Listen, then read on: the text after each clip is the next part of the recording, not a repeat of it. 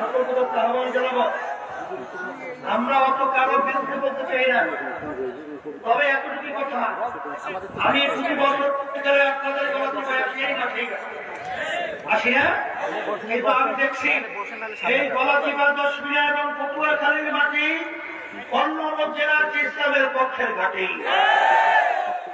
আজকে আমার হিন্দু দাদুদেরকে বলবো, অন্য ধর্মাবলম্বী যারা রয়েছেন, আপনারা খবর নিয়ে দেখবেন স্বাধীনতা যুদ্ধের সময় হিন্দুরা তাদের জান মাল ইজ্জত নিরাপত্তার জন্য আমাদের বাড়ি এসে তারা ওখানে বসবাস করেছে।